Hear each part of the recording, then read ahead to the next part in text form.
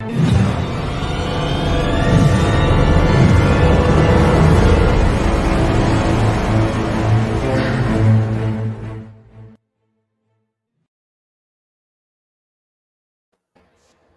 everybody. Welcome to What's 3D Printing, your favorite Sunday 3D printing related stream that occurs at 4 p.m. Eastern Standard Time on a Sunday.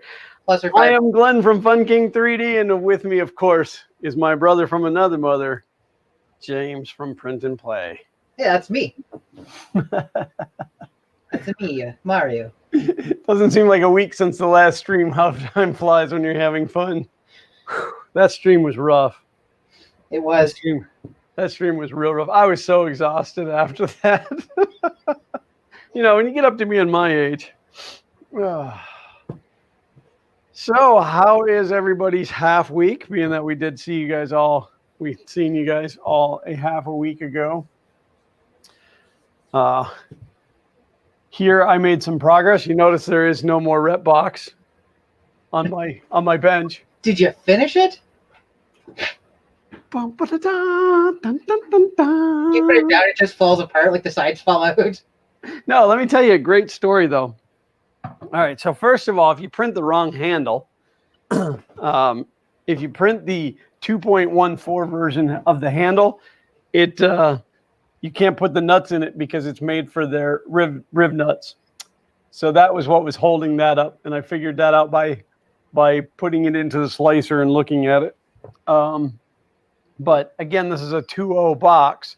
The next step down in parts was like 1 point something. So I went with the 2 point something being it was a 2 box, but no, it doesn't work that way. So I remedied that by heating the nut up with a soldering iron and just jamming it in there. And that's the honest truth. That's really how I fixed that. The next issue that I had is don't try to stream and read the instructions and build something at the same time. I finished that box today in about 35 minutes. And I didn't look at the instructions. I just looked at the parts that I had and then I just put it together. So that's that. So I still have to build these guys, the rollers, but I figure I can tinker with that while we're streaming because I don't really have to read any instructions for that. But it is done. So I didn't put the exit ports on yet either because I'm not exactly sure which way I want it feeding out yet. But yeah. Oh, we didn't do our run through in chat yet. Uncle Ron said, "Uh-oh, something's wrong. They started on time." And we'll get to that in just a minute. Actually, that's a non-issue. Kayleen told me they just called her and said that things are delayed anyways. Oh, okay. So we'll never get to it now. They'll never know what it was about. Nope, we don't have to tell anybody now. Chat's real short today. We got Freddie, Uncle Ron, Alan, Osborne, DT Mash, Clint, John Clark, Boss 429, Pinto. That's an awesome combination. 429 and a Pinto. Mm-hmm. I put a 302 in a Pinto one time, and that was enough. So I hope I didn't miss anybody, but that's really all that I see. Anybody else that's watching has not. How many people are watching today? What's that? How many people are watching today? 14 according to the StreamYards. You think we scared some off by that terrible stream on Wednesday? You think that we're never going to recover? Yeah, no, they're never coming back. That was a awful, painful stream. I apologize. No, it is what it is. I mean, you were busy with a project. I was busy with a project. It was a bonus stream, so if anybody was upset by it, too bad. But maybe it's your voice. Apparently. For those who didn't know, I spent a bunch of time writing code, getting something up and running on a Raspberry Pi Pico, and thought that I would do a tutorial. For those who didn't know, I spent a bunch of time writing. I'm echoing. It took that long for our YouTube video to launch. Anyways, I did a video, and the criticism was I checked, and it's playing at normal speed, so that's just what his voice sounds like. Oh, and I can't say publicly the comment that I made to James about that guy. That guy's not a friend of mine. I can tell you that much. But that's life. Not with a mouth like that. Anyways. Oh.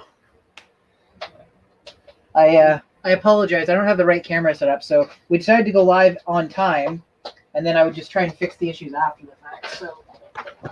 Well, we went live on time because we're not telling you. Oh yeah, because that one thing that didn't happen. Ollie has slid in. David Randolph is here. And John Clark. Was John already here? No. Yeah. Well, John Clark got 2 shout-outs because I have a short memory. So I was telling Glenn, when I decided I was going to start taking YouTube more seriously, I was trying to figure out how to put camera equipment together on a budget. And I bought this Handycam, which is a 1080p camera that I bought because it also boasts a 57 times optical zoom on there. And turns out it's terrible at doing low light conditions, so I never used it to record an actual video, and it's been sitting in a drawer for 2 years. Yeah, James wanted a camera with super zoom so that he could set the camera up at his house and do videos from across the street. That's exactly what the plan was. We weren't supposed to tell people, though.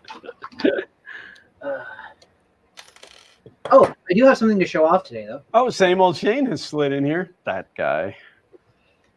This is going to be so. John Mack as well. Sorry, I'm talking no, over. Fine. Keep talking over me. That's fine. Nobody wants to hear my voice, anyways. I have to do a firmware update on my Prusa today because the last print I turned out. I don't know if I'm going to be able to get to show in the light because it's a light color to begin with. Come on. No, it's just not going to work. It looks like it's got Z banding on it, and I showed it to somebody in the Prusa community, and he informed me that that's an issue that they've seen with one specific firmware. I also keep getting, and we're hoping it's firmware related too, I keep getting these like partial layer shifts, which, because the color. Well, you were also saying that you had an issue too when you were doing there, see it there now. Filament load. Oh yeah, that occasionally it would just continue to extrude. Right. I've got this thing too where occasionally when I'm loading filament, it starts to load at normal speed, and then all of a sudden it just rams it in as hard as it can and starts like to the point where the extruder will click because it's spinning so fast, and then it goes back to normal. So. Yeah, that's a whole stack of weird problems you got there. All that to say though, because I want to show off what's in the box. So this. What's in the box? It's not a head. Oh, spoiler alert! If it was, I'd be very upset. So, this is for the unboxing when I do the video on this device. That's pretty sweet. I finished the controller from Wednesday, so it actually works. It's pretty clicky. Yeah. So, John Clark said it's another smaller box. I mean, technically, I guess. It's like it's an inlay. Russian dolls. So here's the thing. So I decided I want to print a box, and then I'm going to actually 2D print a sleeve that goes over top of this to make it look like the original Nintendo box. So it's so I can do a proper unboxing like it's a real product on the channel, right? So I'm designing the inlet for the inside of the box that holds everything. And in my head, because I'm looking at this, I'm like, oh, I can stick the power cable and the HDMI cable and the controller cable for the cable for the controller in the center here, and then the controller, and then I start printing it up. I'm like, that's just the USB cable for the controller in there now. That's all I could fit in there. So, but hey, I saved some filament on the back by doing this. See that? Look at that wonderful bridging. That is lovely.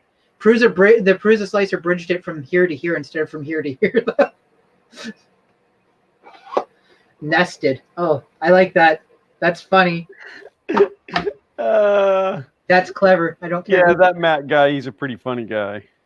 He's a fun guy. John Mack said you need a very extra thin HDMI. Oh, even then, there's no way. Like if I put a shorter USB cable in there. The thing is, too, the controller is a gimmick. I built it. It works.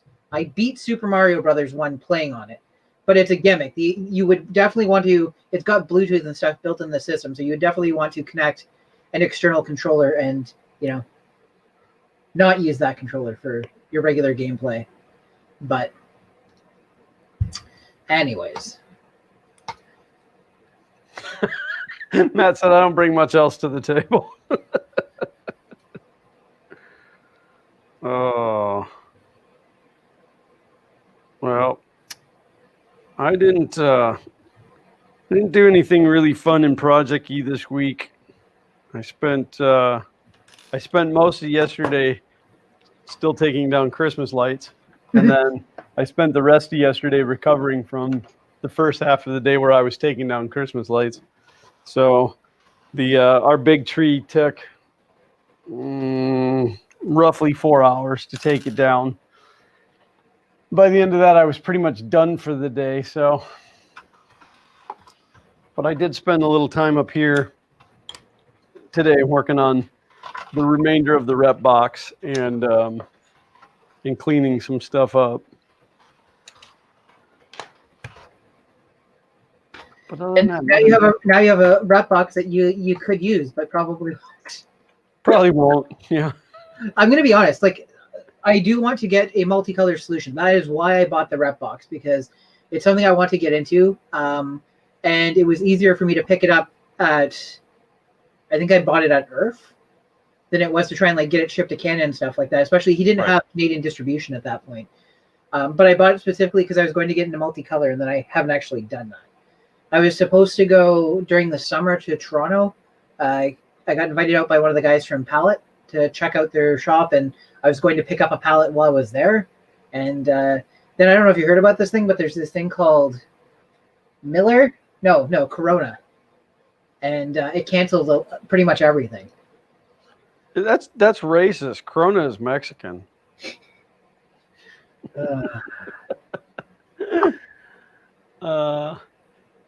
Al Johnson asked, any idea what the issue is with print artifact? And that's going to really depend on what print artifact, what printer. Yep. There's like 1,000 things that could cause that. A lot of time, print artifact is caused from like loose belts or smooth rods that rattle around. It is a huge misconception that your lead screws need to be tight top to bottom, like so that they don't wobble. The lead screws don't matter as long as your smooth rods are solid. Yeah, they're what is actually supposed to be binding for it. The first ERF I went to, I designed a 3D printer and I was getting Z-banding, and one of the guys that does printer design there told me to basically remove the bearings from the top that were holding the rod so that they had more room to move, and Z-banding went away as soon as I did it. For on the smooth rods or on the lead screws? No, the lead screws. Because I had both I had the lead screws with bearings on the top, so they were secured on both ends, and then the smooth rods are secure on both ends. And I had Z-banding, and one of the, I don't remember which guy it was, but one of the guys from one of the companies came over and said, "Oh, you don't even need to constrain the top of your threaded rods." No, those things could just flop wild in the wind. Yeah. As long as the rest of your carriage is designed properly, so it's strong, so it can't move it from side to side. But right now, of course, it's better because if it's only bent on one side or whatever, it's slightly not centered on your motor. Then if it's going like this from side to side, but it can't move the carriage because it's not constrained, it's got the tip that can allow that. Yeah, the rod itself will just give instead of putting pressure against it. Now, of course, we don't know exactly what artifacting that they're running into, but yep. John Clark said, I printed an artifact once, melted the face off my friend. This whole group's just full of comedians. The dogs. It's full of something. I don't know. My favorite quote from the Indiana Jones movies. The dog's name was Indiana. Why do you keep calling him Junior? That's his name. Yeah, it'll be sad that he doesn't get to make an appearance, and they might CGI him in, but that he won't make an appearance in the next film. Harrison Ford's last Indiana Jones.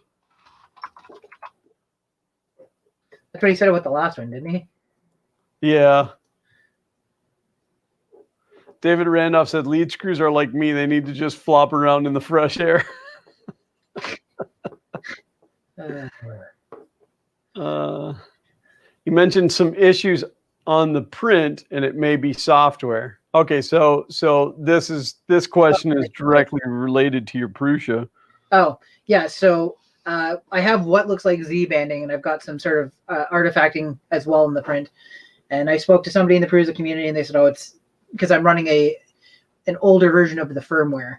I'm the kind of person that unless there's a feature specifically being added that I want, I generally don't update my firmware unless I'm having an issue, because if it isn't broke, why fix it? But maybe I need to get better at that. Well, an example from the community. That's something in the tech industry that has been driven for years. If your computer's not doing something funky, or you don't desperately need whatever the feature is, don't update like your BIOS, or don't because if it's working, leave it alone. But I don't think that really applies to printers, mainly not a Prusa. I mean, they just continuously get better and better and better. And that's literally where the thought process comes from. I worked in hardware from like a young age to basically when I got my permanent job. And it was like, don't update the firmware unless there's something very specific you're trying to address. Right. So, no, it's always have the fastest and the shiniest. I've never done the firmware update on here, though. Is it somebody I think mentioned that it's basically just, do you have to just drop it to the SD card, or you have to do it from Slicer? Well, I don't know. I do mine out of Octoprint. You can do it from Octoprint? Is there there's a firmware plugin that you can get. Well, I'll just do that then. And you install the firmware. I have to unplug my I unplugged my Pi because the fan's a little loud on it. I was trying to record. I wanted to make sure everybody could hear my voice real well. Right. We don't want anybody missing out on the good stuff. Yeah, exactly. Freddie said, if it works, don't fix it. I thought the slogan was, if it works, break it till it doesn't, or fix it till it doesn't. I have to run upstairs and grab something real quick. I'll be back in like 3 seconds. Oh. I mean, not really. Challenge accepted. I hate when he leaves me alone, and then I have to sit here and talk to myself. Maybe I'll sing you guys a sea shanty, would you? Would you enjoy a good sea shanty? And no, I'm not really going to sing. I wouldn't do that to anybody. So 3 secs, yeah, right.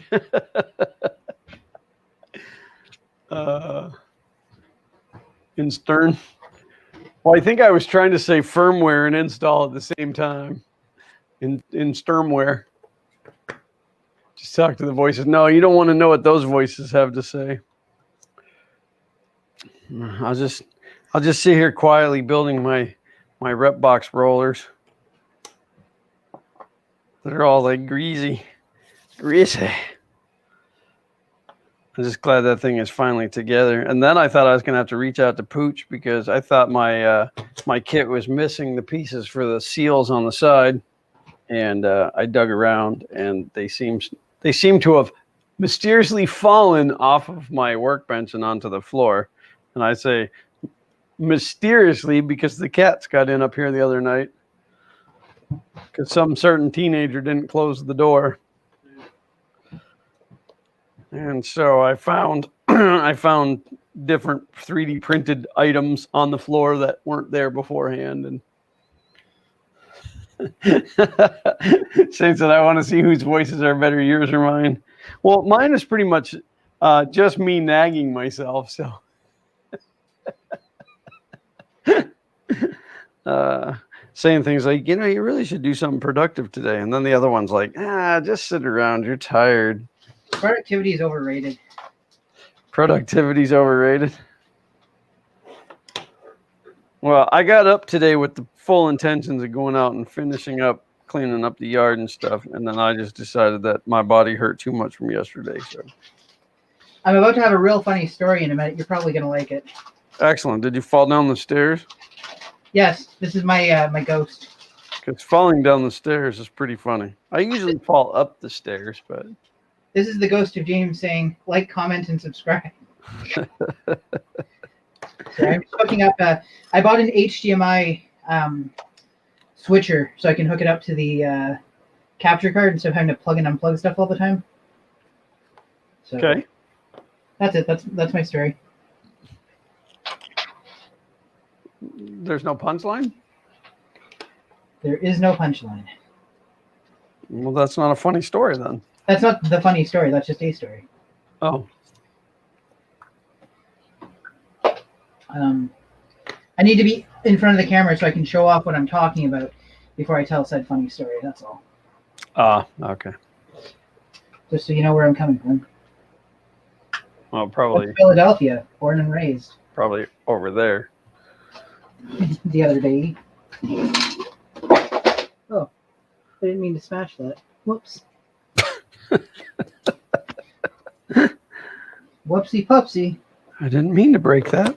It was in my never-ending quest to do nothing productive this week. I did restart Red Dead Redemption 2 back from the beginning, which the second time through is a lot easier because I'm already good at stuff and I already know where some things are hidden. I probably should have not played it for a year before I restarted it, but. And I'm back. Okay. So one of the next tutorials I'm doing, because I'm trying to address stuff that people have messaged me about. Right now it's mostly. So you're going to start doing all your videos like this? Second? I can't see you. I haven't got the. Yeah. No, I mean, So I was working on my video today. Do you have any non-dairy creamer? I'm here to tell you all about the Raspberry Pi Nano. So one of the tutorials that I got asked about was how do you solder the pins to the Pico? So I was like, well, I kind of showed me soldering them, but I didn't talk about it in my introduction video. I'm like, okay, I'll order some pins and I'll do here's how I do my soldering for it, because people are intimidated because of how small the pins are, but it's not really that difficult once you get going. Use flux, do the 4 corners first, and then just go across and do them one at a time. So I ordered from Amazon pins because I was out of header pins, and I ended up tacking on a couple other things because it would only qualify for delivery if it met $25. Then I took a look at I bought a bunch of circuit boards because I wasn't sure what I was going to have to do for the controller design for the NES Classic thing that I've been working on. And so I just took a look because there's all sorts of packages that are wrapped in paper. And yeah, turns out I already have header, a bunch of them. Oh. There are multiple packages in there stacked with these header pins. So like, comment, and subscribe. Oh boy. That's $25 Canadian dollars, so it's not like real money. Yeah, it's just play money. Anyways, that's my story.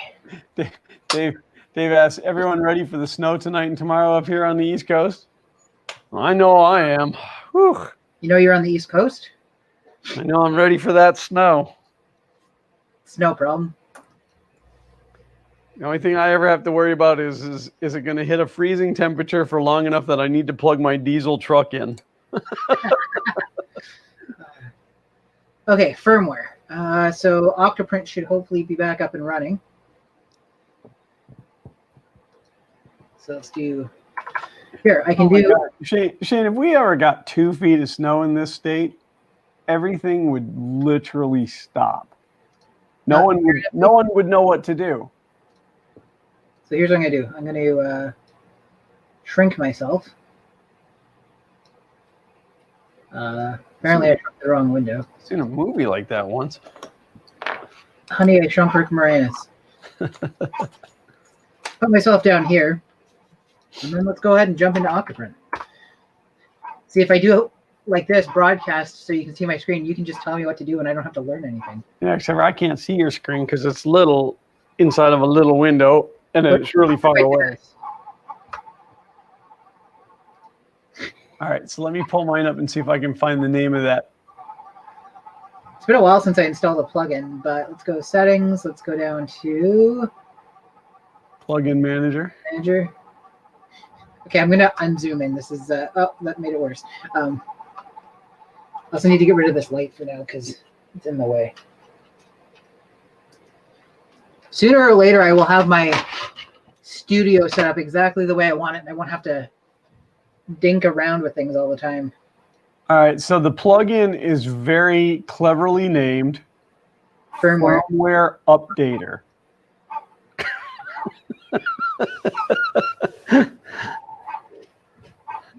More search for firmware updater.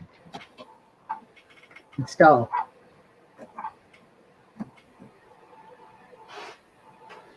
Oh, that's the fan that sounds like a dog barking. It is. Yes. Oh, I also wanted to see if I turn off this camera now, then I turn on this one, I drag it up to here.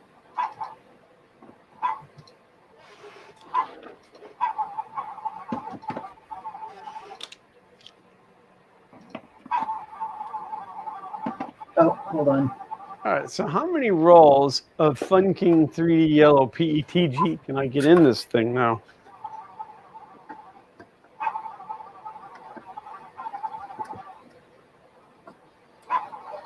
Shoot. 2, 3.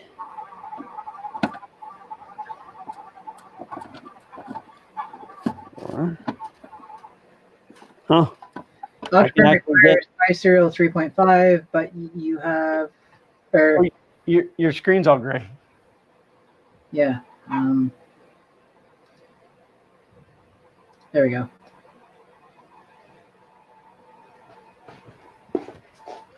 This rep box will hold 6 full kilo rolls of Fun King 3D Yellow PETG from IC3D. Uh-oh. I just noticed a can of pop at some point got knocked over into my Raspberry Pi 400. Well, that's not good. No, it's not. So let's go ahead and unplug absolutely everything from it. How many different shades of yellow can Glenn find for the box? I probably have enough. I probably have enough to fill it for sure. So I have these 2 lovely rolls back here, one of which is white, but this lovely yellow right here, which when I first seen it, I got really excited about it. And then after reading about it, I decided I'm not going to get too hooked on it because it may never happen again. Could be a once in a lifetime, which then that always makes me feel like I shouldn't print anything stupid with it, that I should save it for something special. Special occasion?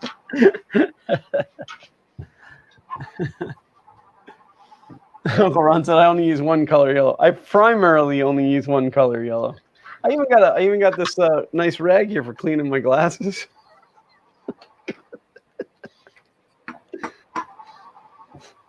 It's all about being color coordinated. Okay, sorry. I'm just dealing with the sheer fact that about a full can of Coke Zero at some point in the recent history went through my... like recent, like it's still cold like you did it today? I'm saying like near recent, like in the past couple of days, and I didn't notice. Like I think it might have happened as I was finishing work on Friday, and I didn't notice. So your can of Coke Zero was trying to escape your voice. Must be. So, I can't take it anymore. Ah!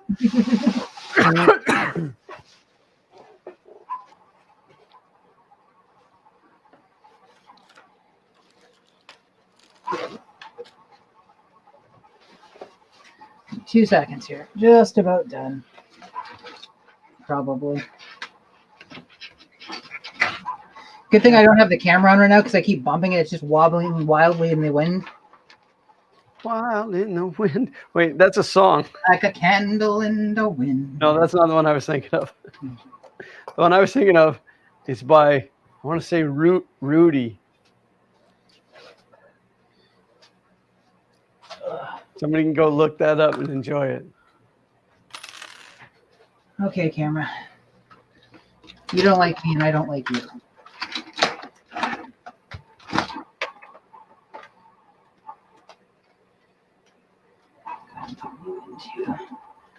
Three.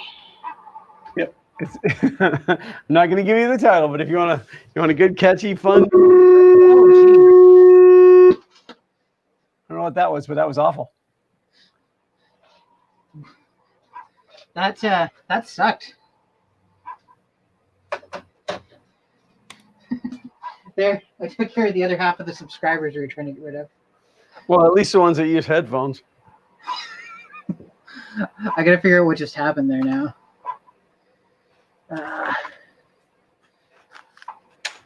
Well, now that my rep box project is done, I got nothing to work on. Good night, everybody. Okay, so this was complaining about. Wait, it says it installed it even though it said it didn't install it? Interesting.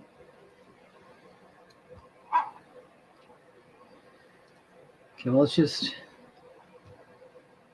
let's just go back to having me on camera and call it a day. Other camera? There we go. Okay, what did I miss? I've been keeping an eye on chat, obviously, because I've been too busy ruining things. Now you're showing us your Twitter. And now you're showing us some code. Let's just do this. Screen sharing is just not a good idea. Uncle Ron said you have a moose in your basement. Yeah, his name's Mark the Moose. He's on the loose. And he barks like a dog. Bark. Yeah.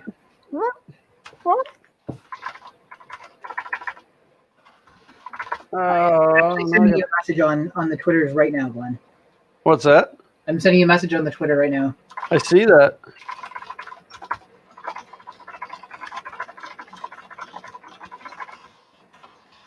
Except for it's coming in weird on my Dick Tracy watch.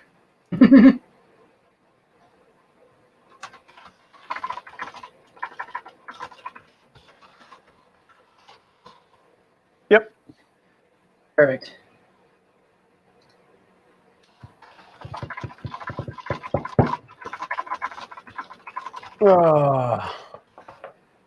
Good. Okay. Octoprint has finished reloading.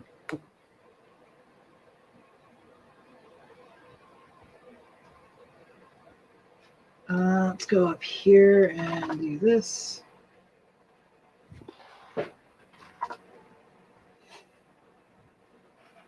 Oh, Bing, I don't want to use you. Freaking Bing. No Bing. Okay, let's go back to, let me get the chat open. I can still hear it with my left ear. Okay, good. So I think the problem is I connected the camera to my capture card, and I think I currently have it set up so that the capture card also broadcasts over the speaker because I was using the capture card to display stuff from a game I was playing. You play games? Only for testing for other people so that they can criticize the sound of my voice.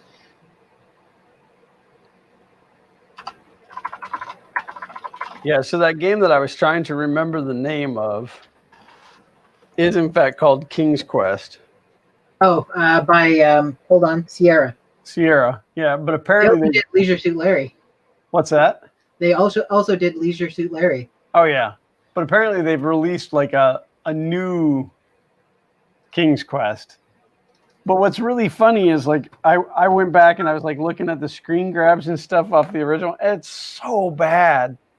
It's so bad, which gave me a great idea that I want to set up Xander doing a stream where like I go in and randomly pick the game he has to play. Yep. And then I'm going to pick all these retro games. And just to have his just like the facial reaction to how bad they are.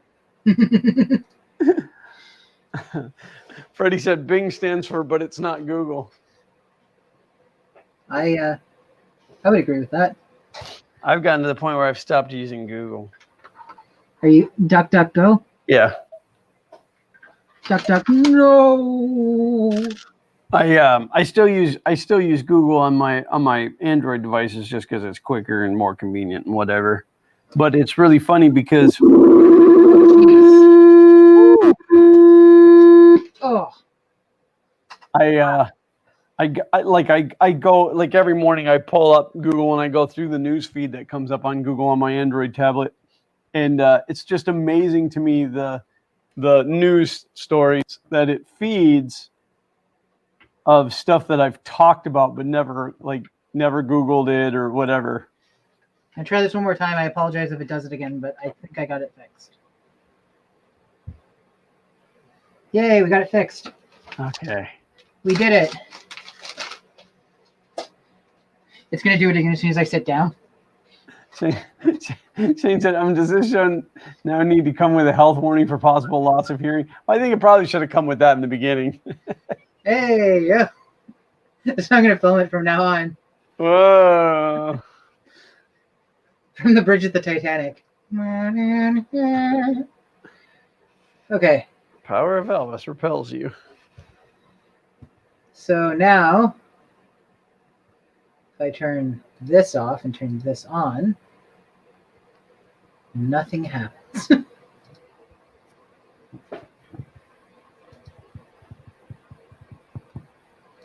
Oh, there. Update available. Cool. What is that? It's the video output from that Canon camera, except for it went into standby mode because it took me so long to get things set up. There. And then there was darkness. Darkness falls. Oh. Did you see that image on Twitter of the black NES and it said "Hello Dark NES, my old friend"? Hello darkness, my old friend. I don't like how it's tracking my face. This is what Google sees all the time now. Brought to you by Coke Zero. You got to get it to track your Coke Zero. It's actively trying not to. There's probably a setting here to tell it to stop doing that, right? I have no idea. So you were gonna tell me, which therefore you're gonna tell everybody, what was the issue with your camera where it was doing that, where it was like blinking its shutter. Oh, so basically, even though I turned off attract mode or like the advertising mode or whatever you want to call it, it kept turning it back on. I forget how I fixed it though, but I think I actually had to like physically turn it back on and then turn it off again. Well, that was a great story. That's it. Well, I only said we'll talk about it on air because I didn't want to waste time. We were going to be on time for once. Wanted to start on time, yeah. Framing assistant.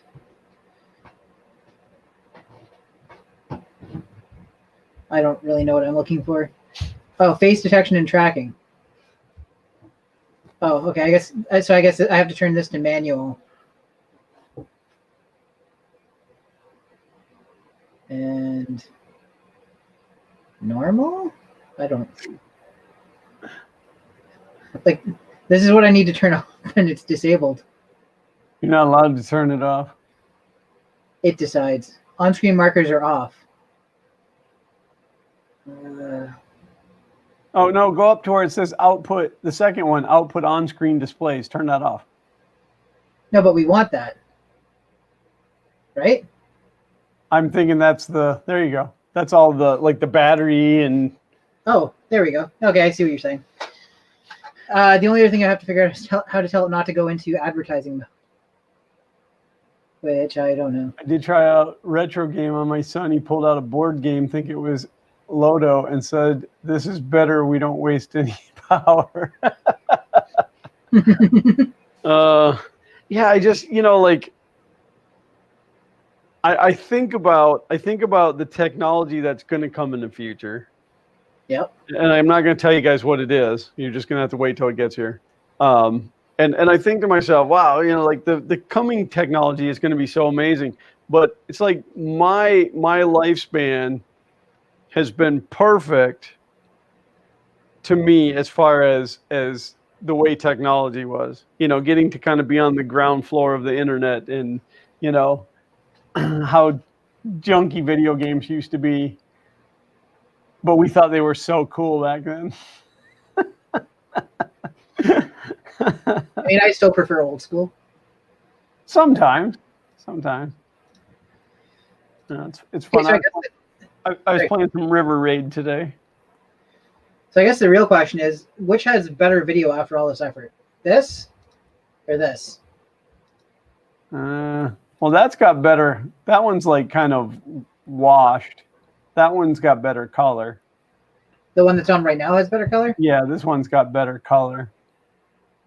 Now, if I go to this one and do, the thing is I've auto-calibrated I've turned off auto-calibration for the brightness and stuff. So yeah, you're real pale in that one and the background's all dark. So if I do this. Well, that's definitely brighter, but I think it's a little bit too much exposure. It's funny because on the LCD for the camera, it looks so much better than it does on the TV or on the actual broadcast. Yeah, I can't see the LCD on my camera. It's like so far away.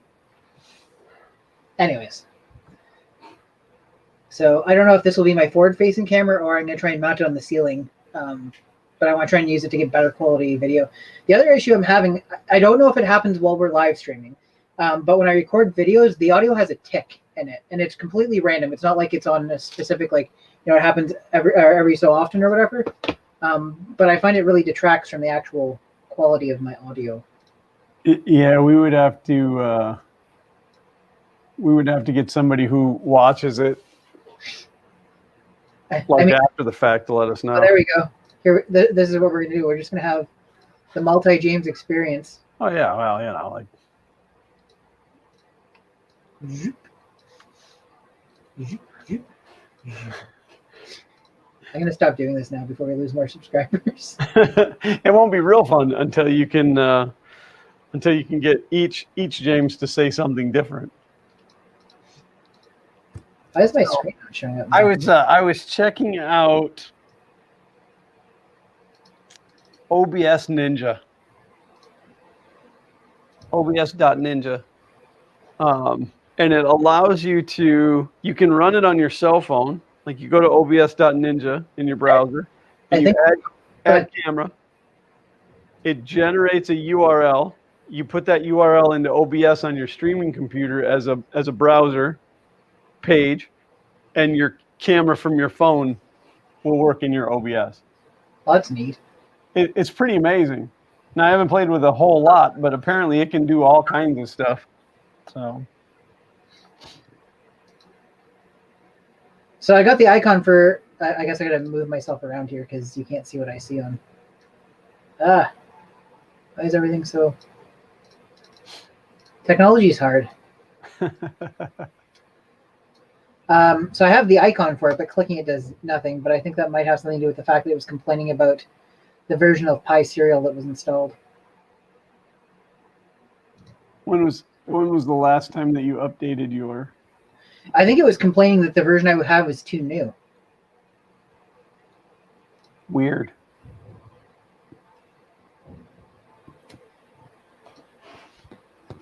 I'm gonna have to wipe it and reinstall it to see what the actual error was.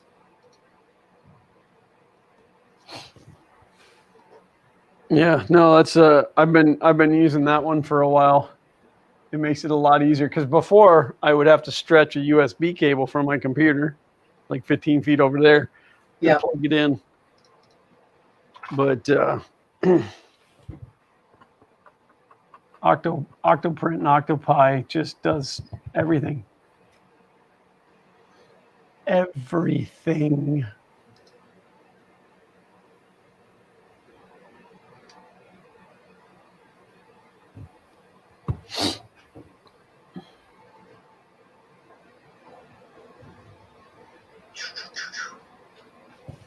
Picture in picture. That's what Freddie said. I feel fidgety today because I'm not working on anything. I need to restart after. Everything needs a reboot. What is this? Windows 95? Oh, those were the days. These days, sponsored by Coke Zero. Oh, I guess me telling it not to do auto power off and stuff didn't actually do anything. You guys get to watch the advertisement instead of my face for a bit, though. See, I lied. It's 30 times optical zoom and 57 times advanced zoom.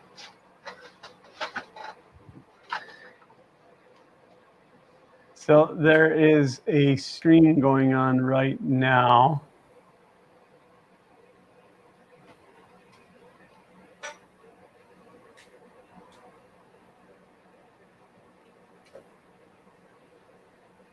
I can't tell who's streaming. Why would anybody stream at the same time that we do? I don't know. It's just the way people do. All right, so did it reinstall? No, I had to reboot after uninstalling, and then the demo mode. Nope, hit the wrong button. Demo mode. Nope, hit it again. Third time. There we go. Demo mode's on, so after 5 minutes, it kept cutting off my beautiful face. Okay, so let's mark these as red. I actually don't remember the last time maybe I will try and do an update to So that plugin that just popped up, that meat pack. Yep. I don't know if anybody's looked into that. I read about it briefly, but it compresses the G code. Is that really something that people feel we need to do? Like, unless it's one of those things where it compresses it so the stream going to the printer can be essentially faster, but then the printer would have to have some ability to. So is this purely for saving space on your SD card? That's what I'm thinking. I mean, G-code files aren't really that big, and I don't know. Maybe it compresses it to a point where it's not really readable. I don't know if it's a security thing, but then the printer would have to understand how to uncompress it. So I don't know. Just takes dead space out of there. No one knows for sure, and I don't intend to find out. Freddie said, "Why stream so late? It's soon bedtime here in Norway." Unfortunately, I got to work it around my schedule. Can't please all the people all the time. I can't please anybody ever. It's just the way I feel, man. Now I'm good.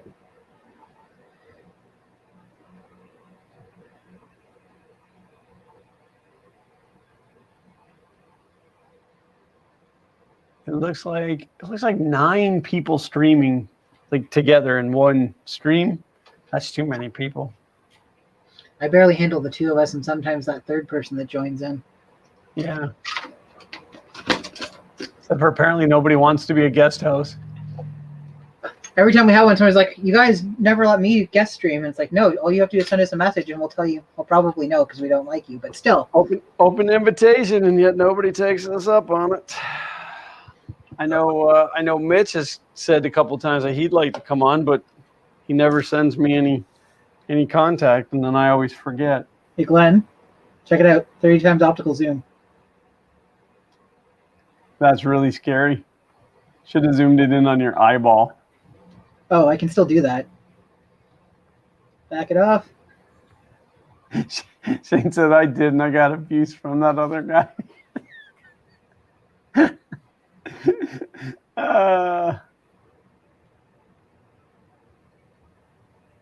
This is the entertainment you guys get. Watching it update. Watching updates and James play with his camera zoom. We're not streaming again after this, are we? Probably never again, no. Yeah, that's what I thought. Jump the shark. I was just gonna say this episode this episode feels a lot like a motorcycle and a shark. Call the episode that one where we jumped the shark. I guess I wasn't. No, he did it on water skis, wasn't it? Yeah. Water skis. Freddie said, I'd like to stream, but my English is so bad that my small talk would make people fall asleep. Oh, there we go. It'd be 2 hours of me going, what'd you say? What'd you say? What'd you say?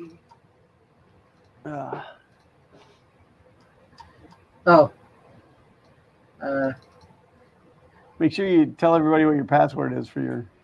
Like that one time with my phone? Right. We'll just do this. Not that I don't trust absolutely everybody that's in here because you're all fabulous. Helge says, compressing stuff, there's an app in Octoprint called Arc Welder. Arc Welder's a cool thing. It makes use of the fact that you can now basically have the firmware recognize curves. So instead of being like step from here to here to here to here to here to here to make a circle, you can say go from here to here and here to here. So it basically makes these commands that end up being like hundreds of lines of code to do one little arc. It turns them into one. Interesting. I might be oversimplifying it, but no, I get the point. Instead of I get the point. Yeah, it does it as actual curves. Yeah. Which you'd think that too would give you a smoother print. Because like sometimes mainly out of Tinkercad, I'm gonna pick on Xander's robot, and of course I don't know if this one really shows it. But when you do circles and arches, it's very faceted. And I know you can turn it down. Well, his rocket is that way. I know you can turn it down in Tinkercad, but I mean, if there was a way, see how that's not smooth. It's a bunch of flats.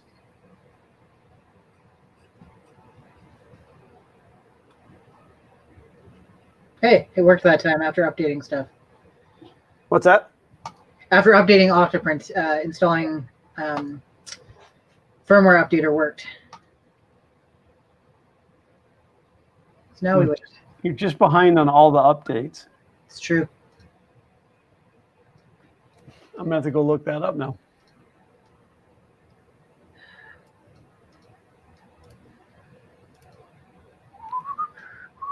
Plugin manager. Arc Welder. Not to be confused with the arc reactor. It would help if I put it in the right search box, though.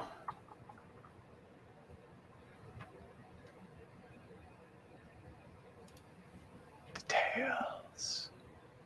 Oh, and don't forget, next Sunday, live guest here in the studio. Oh, I was going to cancel next week. That's all right. I'll do it without you. It's your loss. Ouch. It's true. All I bring is a bad voice. My poor Pi 400. Are you going to be able to clean it up? Probably. What's this resend ratio? I don't know. Where are you seeing that?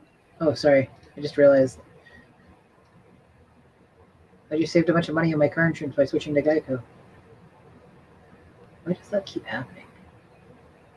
Anti-stutter and G-code compression. So it does compress the G-code.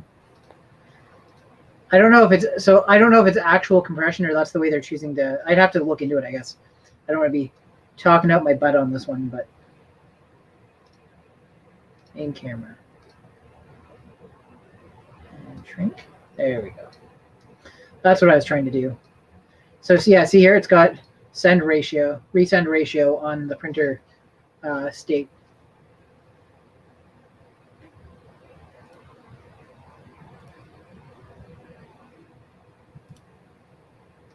I don't know. My state says operational. Also, I didn't get the icon for the. Oh, I see underneath. Yeah, resend ratio. I don't know. I've never paid attention to that. Okay, so firmware updater is installed. Last time I had an icon up here. This time I do not. I think you have to do it through, like you click on the wrench and you go down to where plugins are down in the bottom. Yeah, and then you'll see firmware updater. And then flash from, you can flash from URL. Yeah, I don't know if I would trust that. That sounds dangerous. I like it. Let's try it. I think the flash file's in a zip though. Guess we're gonna find out. Just waiting for the link to load. I'm a little click happy. Yeah, pretty much every time that I update, famous last words, every time that I update the firmware on my Prusa, I end up picking the wrong firmware. And then it bricks my Prusa until I get the right firmware. Copy link address. Let's see what happens. So this is for the Mark III and the Mark III's.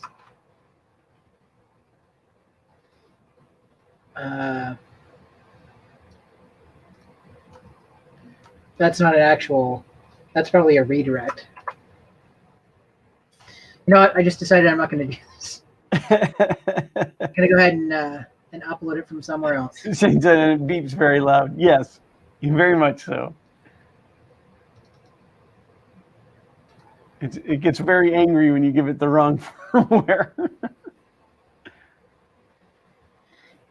Then, just to be safe, I will turn off my screen.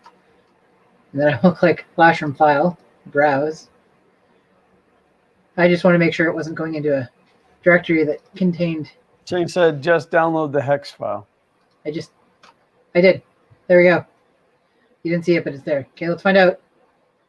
He told me I could back up my settings, but I'm just going to YOLO swag this Xbox 360. The flash method is not selected. Oh. Wait, where...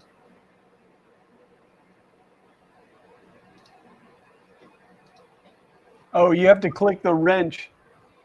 Click that wrench in the upper right-hand corner. Yeah. And then flash method is AVR dude at Mel AVR family. And then AVR MCU is at Mega 2560. And then path to AVR dude is /user/bin/AVR dude.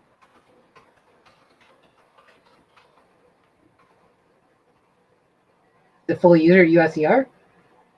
I got it. Or did you have to download something to make it work? No, USR user USR. This is Linux. That's what I had originally put. So USR/AVR, but you must have downloaded two. No, USR/bin. Right. Bin. Yep. /AVR dude. That does not. Yeah, it might have been something that I had to install, but I can't remember now. And then AVR programmer type wiring. I might just need to putty into the thing and do an apt-get. I guess it's not apt-get anymore, though. It's apt install. Let's do that.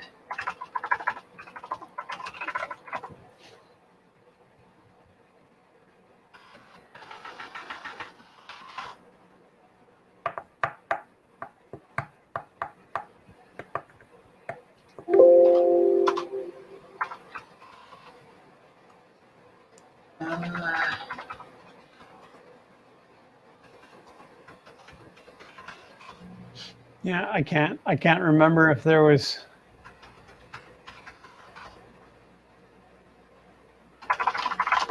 That's weird. There's probably a README that tells us. Like, that's weird. My password isn't working yet because I went to the wrong IP address.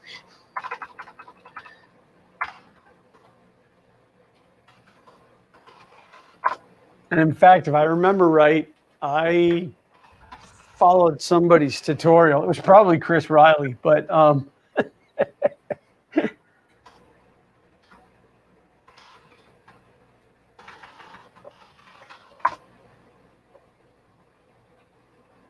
AVR dude installation, sudo apt-get update. Yeah, that's what I did. Sudo apt-get install AVR dude. Yeah, it's exactly what I'm doing. Fantastic. See? Things are better now. And what was the AVR programmer type? Wiring. I guess that's it. Yeah, that's the only thing that I have set. Like, I don't think I changed anything in the advanced setting, or I don't use the pre and post flash settings. Okay, let's see what happens then. Why is there smoke coming out of your printer? It says it's doing it. Shane said instructions, manuals. Ain't nobody got time for that.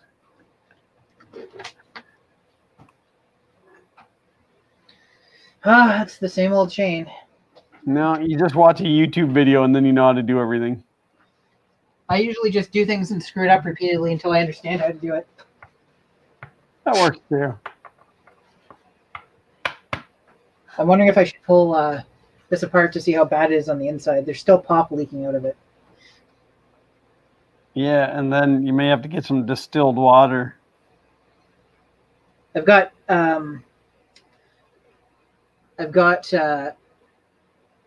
electronic cleaner alcohol I can douse in there. I don't know if I've got anything to pry it open with though.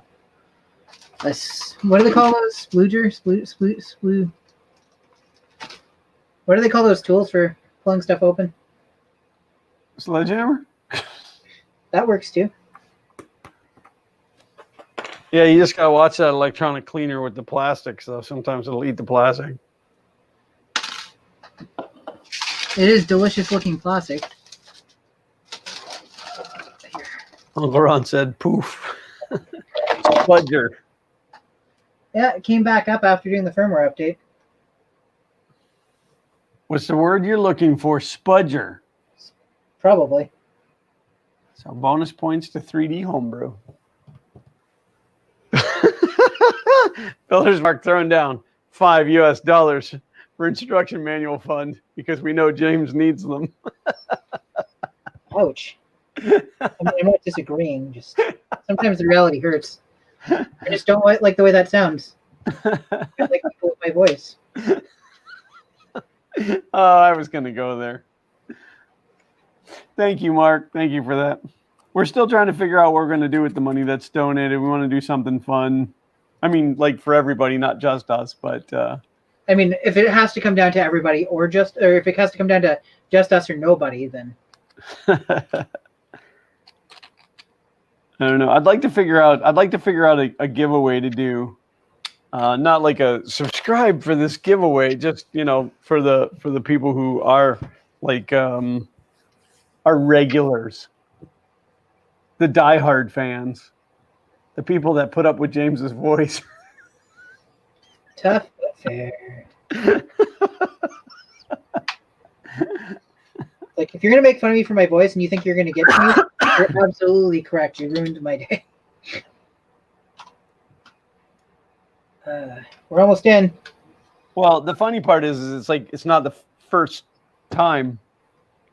No, it's like, I've been criticized, I think, once or twice on my weight in videos, but I get criticized not constantly. That's an overselling. I get criticized more often on my voice, and I used to just delete the comments or hide them. And this last guy, I actually pinned it so that anybody going to the video knows that he's a jerk. Helge said, isn't there a thing called auto-tune for voice? Dude, you should just totally sing every video you do from here on out. Well, the whole point of auto-tuning is that you don't have to sing it. It'll be great. Sounds good to me. Get it? Trying to cut myself open with this thing. Probably. Would you get back to the Octoprint? What? We already fixed it. It's already done. Firmware update's done. All right. So flashing successful. So now when you fire up the slicer, it should crab at you that you need to update all of that too.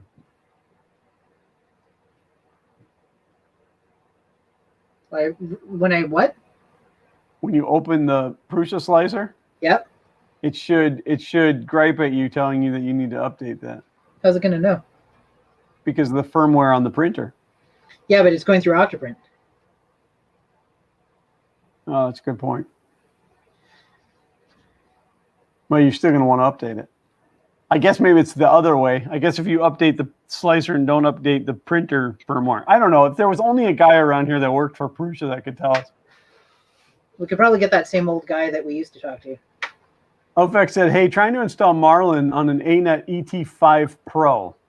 Already installed the Open BLT. I like BLTs. With the ST link, but every time I tried to open Marlin, it seems it didn't change since the first version I uploaded. Whew. Can't you guys come at us with like a little bit easier stuff? I don't know what board the ANET ET5 Pro uses. Knowing knowing ANET, it's probably the exact same board they've always used. But I ended up getting Marlin. I got Marlin for my ANET, which is now an AM8, but it's still running on the ANET board, and it still runs Marlin. I got it through Thingiverse of all places. Somebody had done all the configuration for it. So I'm a bit of a sad panda here because it turns out the Raspberry Pi Foundation plastic solders the keyboard into place on the back of this thing. So the good news is nothing made it through onto the actual main board on it. The bad news is whatever's left in it is contained within this keyboard, and I can't actually remove it without breaking those welding points or whatever you want to call them. So get yourself some distilled water and a bucket. Just start dipping it. Well, ground the water. I mean, ideally, if you have a metal bucket, and then you can ground the bucket. But otherwise, put a ground rod into the water and ground it out, and then start dipping it. So the only this isn't the only thing, because it's not a criticism of what you said, because that makes a lot of sense. The only thing is, I don't even know if I need to use distilled water, because this is just a membrane keyboard, and there's no actual electronic hardware in it. The controller is built into the bottom. Yeah, it's still going to have a board in there. No, the board is here. What are the buttons themselves? The button, it's one of those membrane keyboards where it's basically three layers of plastic. You know what I mean? I think. Right, but it's still got contacts in there. Are you worried about corrosion?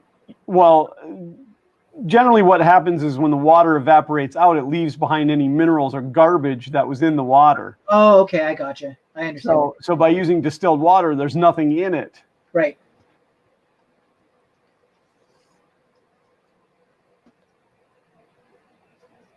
Well, at least it was Coke Zero and not actual Coke. Can you please send the link? Oh, wow. All right. So now you're going to make me go way, way back in time, because I did that like 3 years ago. But like, give me a second. I might have like saved it. It'll only take like about 4 hours for me to pull up Thingiverse. Oh my gosh. What's up? Hang on, I'm going to share this. What was that? Hang on, I have to.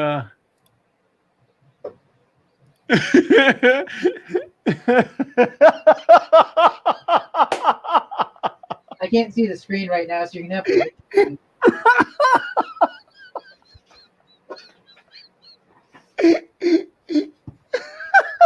Well, now you're making me self-conscious.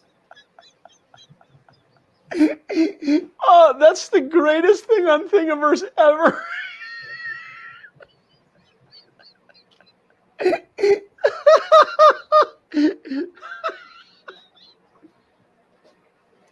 Oh my gosh. That's so funny. Okay, I don't know what we're laughing at, though. I got to switch to our Oh. I'm guessing.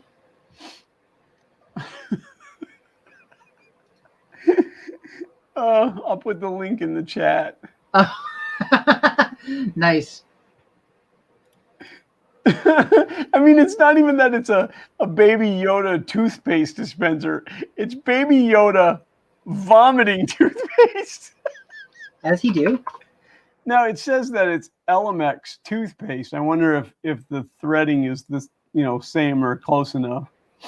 But that's Shane said, and with that, I'm done with the internet for the day. Oh, that is amazing. That is so amazing. Whew. That was right on the front page.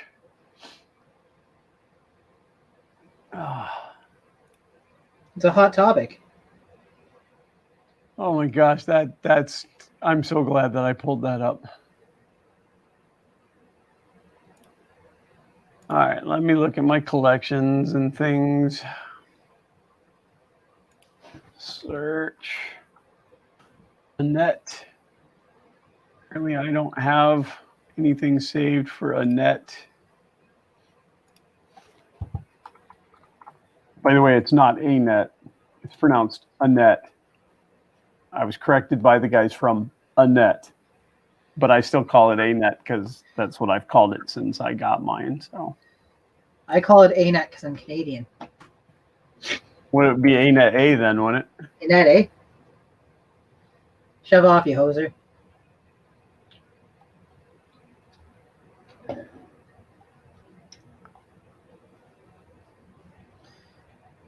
Oh, this could be a impossible mission.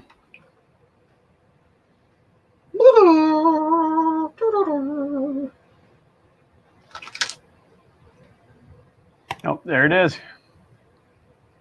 Impossible mission conquered.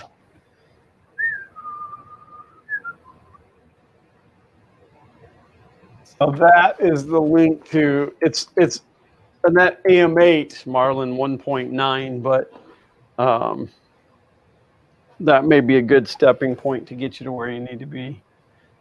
Sanders Things Thursday. I cannot comment on Sanders Thing Thursdays.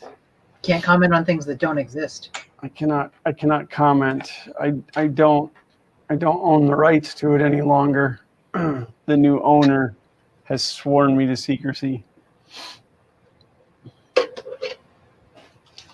So for anybody that ever wanted to see the inside of a Raspberry Pi 400, there's the inside of the Raspberry Pi 400.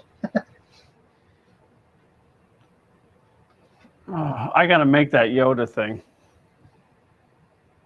It looks like a hoot. I got to go back and put that in my favorites.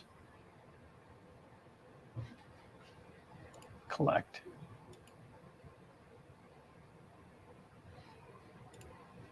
I don't have a collection called Hysterical and Must Be Printed. Then I'm gonna have to look and see if I have a proper green for that. It would be really funny if you had red toothpaste. I think I do have a pretty proper green for that. Oh, good time. Good time. That makes me. Good times and happy days. Back to jumping the shark. Back to jumping the shark. That's all the 3D content you're getting out of me today.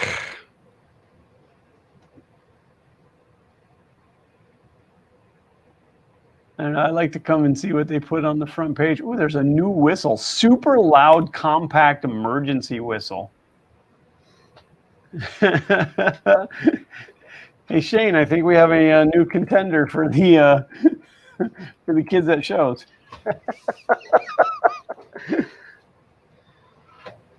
Uh-oh. Baby Yolota.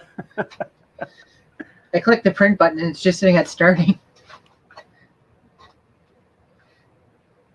Oh, the other cool plugin that I just got recently is one that when you upload the file, because I send the G code right from the slicer, I send it over to the Octoprint, but now mine has a button where you hit preheat and it reads what the temperatures are out of the G code file, which is pretty cool.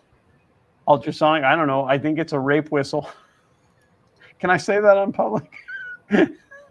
Probably better that you don't. Well, I don't think it causes it. I just in case of an emergency.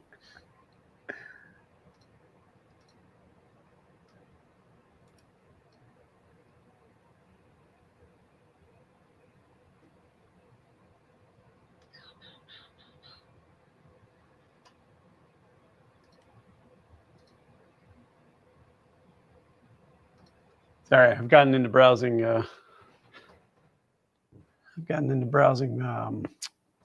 Thingiverse now.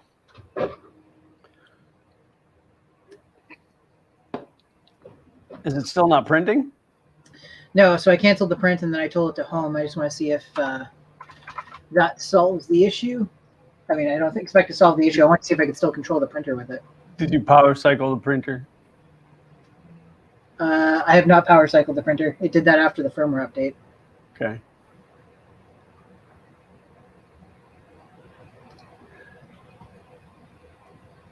So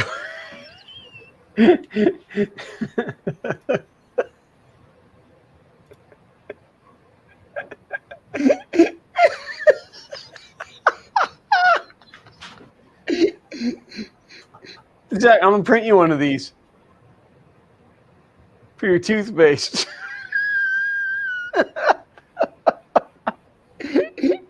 It's Yoda throwing up. Yep.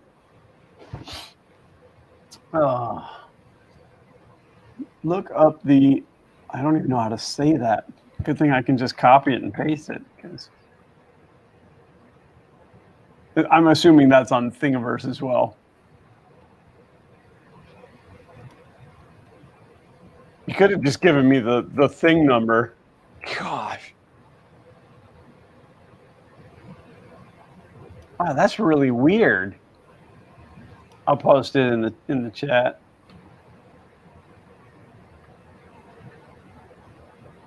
Anybody? La Vassar.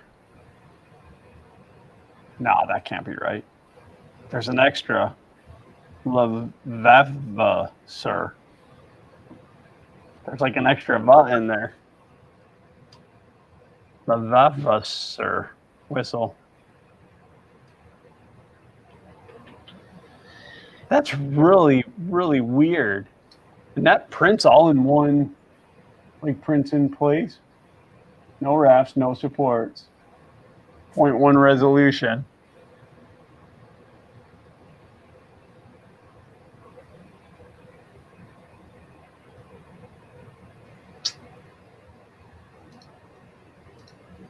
Huh, I'm gonna have to check that out. Oh, spam's calling.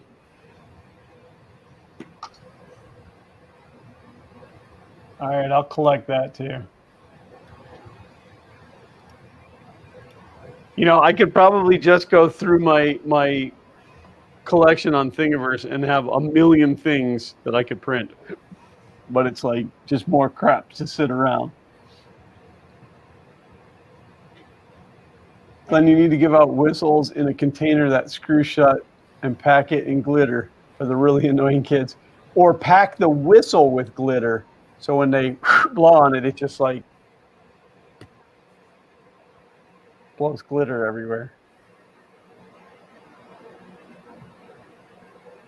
Think of a coach whistle turned on the side and rotated. We hooked up one to the air compressor. It was ridiculous. Oh, I can only imagine.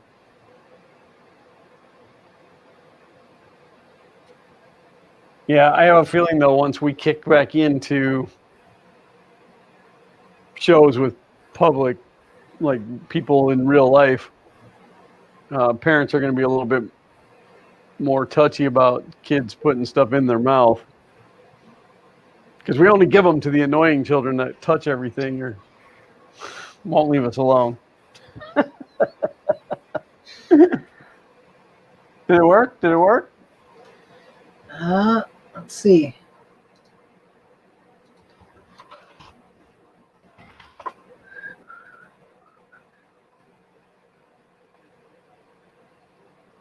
Yeah, I can see that now, Mark. Like the whole police or the whole coach whistle, except for it's 360 degrees. So it would be like blowing a bunch of whistles at the same time. You do a full restart on the Octoprint as well. See, it's not because like it's saying starting. It's not even getting to the point where it finishes the analyzing of the G code. So let's do a full. Shane said, "You've seen the parents of the show; they still won't care." Ron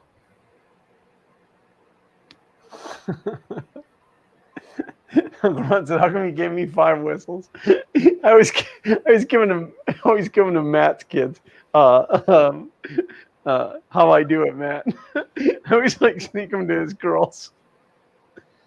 Try thing 4710621. Or I can't find. I've lost my mouse cursor. Oh, there it is. My mouse went out to lunch for a second there.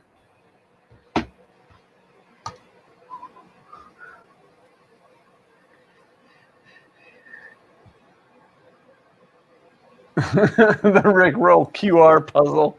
So it's one of those puzzles with the tiles where you have to like slide them and get it, and then when you scan the QR code, it takes you to the Rick Roll.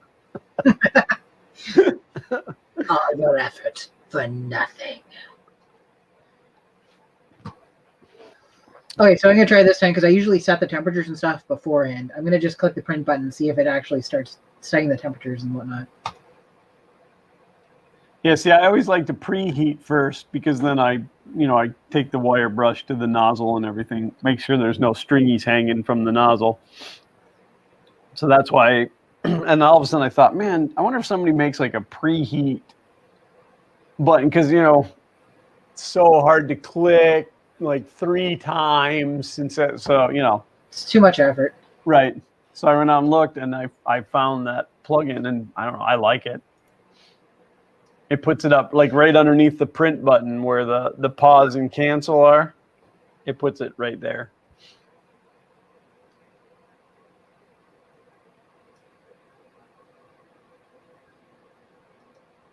There's nothing to be updated. Except for Octolapse, but well, that's no good. So it's not communicating at all? Well, I don't even think it's trying to talk to the printer yet. It's on starting. It's supposed to do analysis on the G code before, and then confirm that you want to print the file, and it's not doing that. So I think Octoprint is the problem.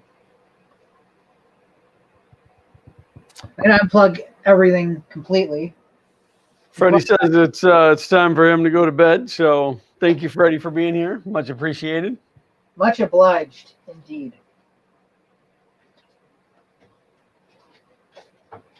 Yeah, I like when I print, I don't have to confirm it.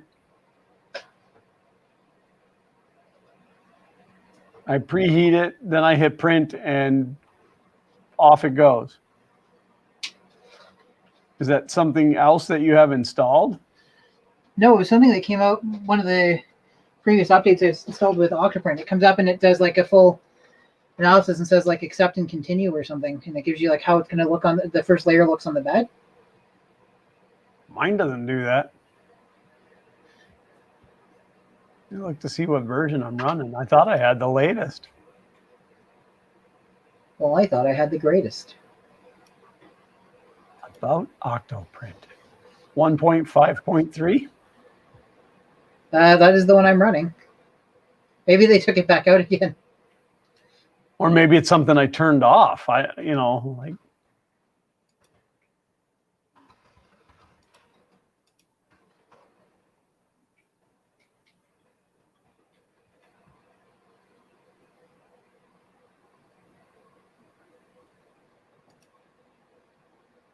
Yeah, I don't know.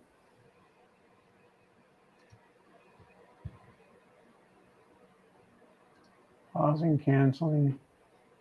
Sanity check.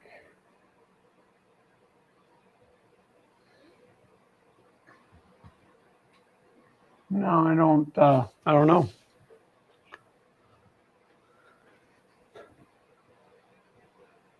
Try again.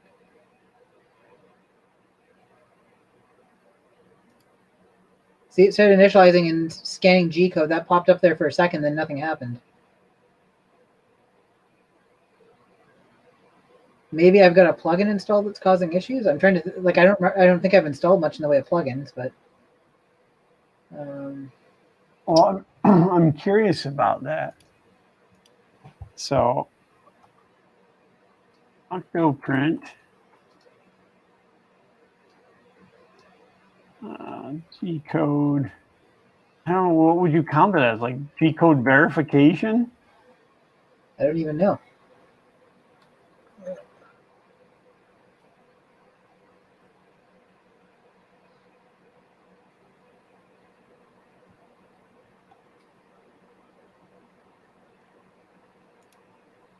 Yeah, I don't know, because mine doesn't do that. I send it from the slicer, and then now I load it, I hit the preheat button, and when it's at temperature, I come over here, I wipe the nozzle and everything, and then I hit print. Sometimes I hit print, and then I run over here to clear the nozzle, you know, if I want a little challenge.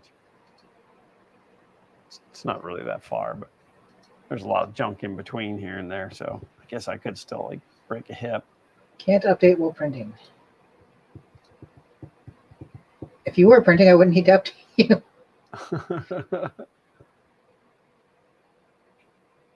And if you go to the control screen, it's the G code viewer screen. Give me 2 seconds. I'm just gonna try and update Octolapse in case it's for some reason causing an issue.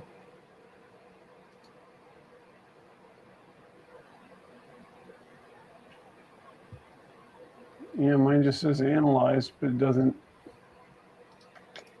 I don't know. I do know that I want to take that PLA off that printer, though. Everybody loves PLA. Back in my day, we called it PLA. That play filament.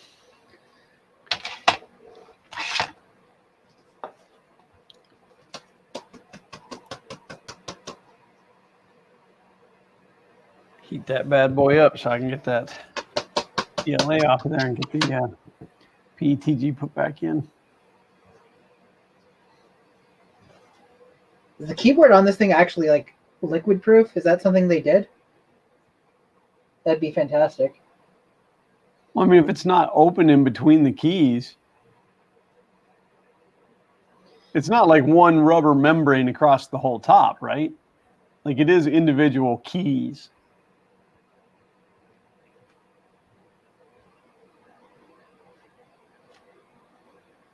On mine, so there's, I guess, adhesive that's supposed to hold this down like this so it doesn't get damaged, and they never peeled the backing off of it. Bonus. Unless they don't do that, and that's just included in that standard like weird ribbon cable. But I feel like that's custom designed for the Raspberry Pi Foundation. So I can control the printer from here. Like you can move it. Yep. Now, whatever you're trying to print right now, is it a new slice, or is it something that was already there? Something I sliced 2 days ago. But like, I don't imagine that should matter. Okay, so I was going to go here and then go to software update, update all, proceed. I'm going to uninstall the one that won't update here. So let's do plugins. Octolapse will trash it, I guess. Uninstall and clean up data. Honestly, I got Octolapse up and running and set up, and I was planning to do all these nice, tasteful time lapses, and everybody's better at it than me. Yeah, my camera is actually laying here on the desk, aiming up, like at the ceiling fan. I don't feel anybody really wants to see what I'm printing anyway.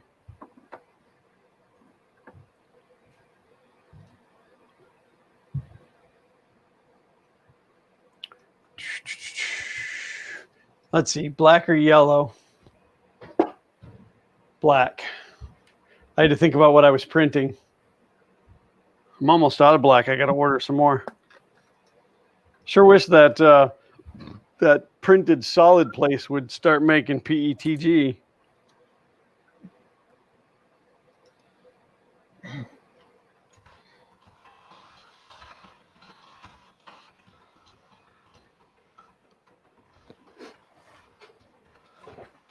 I don't know if Dave's still in here, but Otherwise, your jokes are falling flat. what's that? You said, I hope Dave's still in here. I'm like, yeah, otherwise your jokes are falling flat. No, I said I don't know if Dave's still in here, but yeah. This segment brought to you by PrintedSolid.com. Printed Solid, the place to get all your 3D printing parts. Okay, so I've removed the plugin that wouldn't update. So let's see what happens if I click print now. What plugin was that? Oh, see, it went right to printing. What plugin was it? Octolapse. Huh. I wonder if Octolapse is what's been providing the G-code analysis that I've been seeing, and I just thought it was part of Octoprint. Could be. Oh, well. We're up and running again now, so good stream. Woo, we fixed something. And we firmware updated, so as long as that same old guy is correct about what was causing my issues, we're going to be off to the races. So I spent a bunch of time building that Morse code thing. I don't know, you probably haven't had a chance to watch the... I did not know. That's totally fine. I built a machine that can both, you type, so from the MicroPython terminal, from a terminal that's talking to MicroPython, you can execute a command with a string passed to it, and it'll turn it into Morse code and then play it through the speaker and flashing lights. And the other thing is that you can put it into record mode where you can tap out a Morse code message and it'll translate it to ASCII text in the terminal. So I decided I wanted to show it off to a friend of mine who's kind of who likes the projects and stuff I work on. His name is Francis. So I sent him a message Saturday morning, and it was almost a minute long, me punching out "Francis sucks, LOL" into the Morse code thing, so it spit it out into the terminal. And his response was, "I've been immortalized in Morse code." He said, and then he said, "At least I don't have your voice." At least I don't sound like you. That new firmware, the biggest update is it's got heating, and it's got these ellipses that populate across the bottom to let you know it's still heating. That's fancy. Oh, on the printer screen itself? Yeah. Yeah, I don't know what mine does. I don't ever look at it. I mean, it's way over here, and I set way over there, so...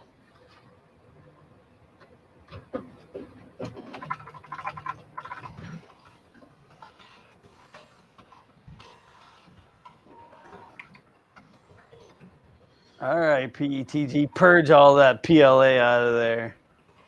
I have to remember to turn my sheet over too. Should probably do that now so I don't forget. Back to the PETG side.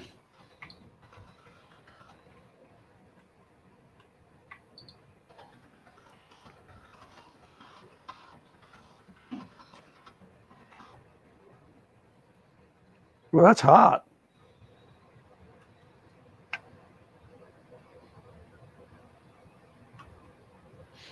So I was changing filaments out the other day, and it had a big swirly of blue PLA, and I took it over to Xander. I said, "Here, I printed this for you." Fixing something fun because if it's broke, we probably did it, and maybe had to pay someone else to repair it. Well, thank you. That's Mark throwing down $5 more. That's a milkshake for each of us. It brings all the boys to the yard.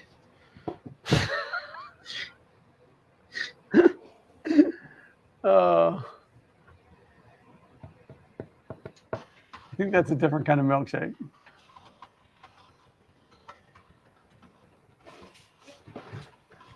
All right, so I've heated up the printer.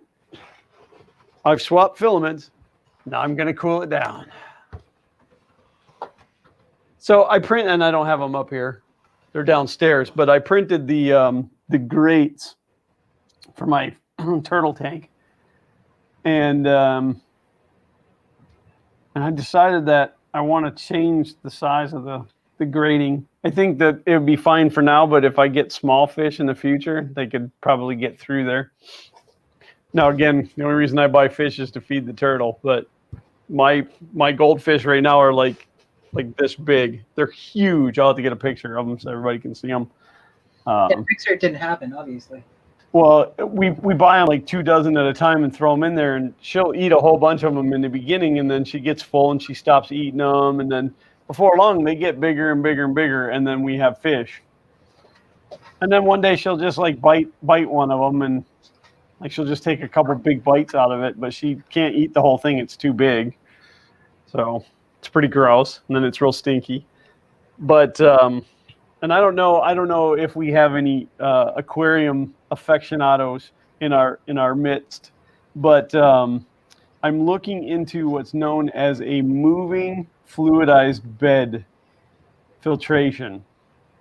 So to put it into a nutshell, there's a section in the sump, and you can use pumps, but it uses bubblers, air bubbles, air pumps to circulate the water, and then they put a media in there, which is it kind of reminds me of like honeycomb cereal, but it's made out of plastic, and it's constantly moving. It's about 60% media to water volume in that section. And what happens is the good bacteria grows on that because it's getting air and it's getting fresh water all the time.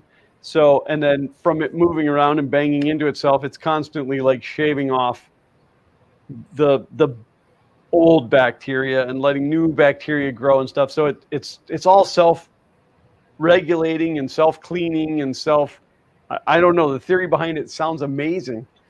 But my thought is instead of having to buy 1.5 pounds of this media, which is going to cost me like $70, couldn't I just throw a bunch of benchies in there? One, it would look way cooler to have a bunch of boats like getting turned over. Yeah. I mean, because of the way 3D printing is with the layer lines and stuff, the bacteria would grab onto it just fine. But it's true. Do you know that you can't use 3D printed things around food? It's not food safe? No. Post anything mildly connected to food anywhere especially on Reddit, and somebody will be like, just letting you know. Facebook too. Heaven forbid. You're like, I printed this benchy to put in the middle of my dining room table. Well, it's not food safe.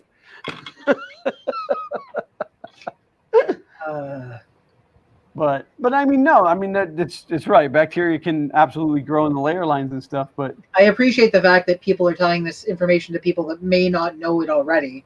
Right? But it's like, because I certainly had somebody contact me at work at one point. Was like, oh, I want to get some 3D printed cookie cutters, and he's like, I've seen them online and stuff like that. I'm like, hey, just to let you know, these should be single use only. She's like, well, what do you mean? I'm like, it is impossible to properly, completely clean these, especially if I print them out of PLA. You can't even expose them to hot water.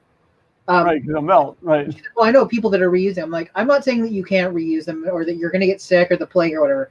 I'm just telling you from a liability standpoint. I'm telling you that if you use them, they're supposed to be single use only. You can do whatever you want with them. Right. It's your life. You do it. Yeah. I don't know. I've never put a benchy in water. As I understand, they don't actually float. I have a video on it.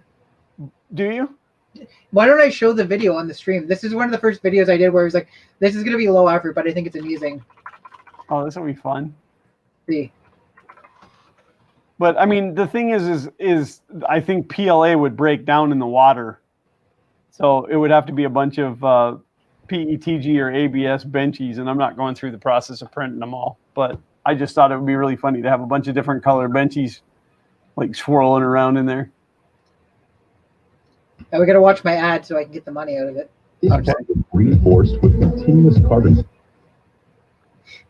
Look at that What's up, video everybody?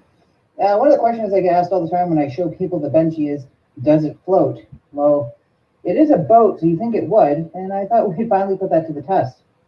So here we have a black Benchy printed in some generic black PLA at regular size, and we have an orange Benchy printed in the IC3D orange PLA that's at 250% size. So I've got a tub or a sink here full of cold water, and we're just going to go ahead and take our sink here full of boiling water. I mean, it certainly stayed at the top of the water, but I wouldn't be happy if I'd paid for passage on this particular boat. So at regular size, you can say 100% that's a fail, but how about at 250% size? Does the extra weight give it some more stability in the water? Nope. Well, it seems like the only difference is it rolled the other way. So yeah, I mean, obviously it's going to float because there's air in the hull. Yeah, it's hollow. Yeah. For So most intents and purposes. yeah, and the media that they use is called K. There's K1, K2, K3. Aren't those space stations in Star Trek? I don't know. It was developed. It was developed, I want to say, in Europe, and the K stands for the company that made it or something. My bad for not knowing, but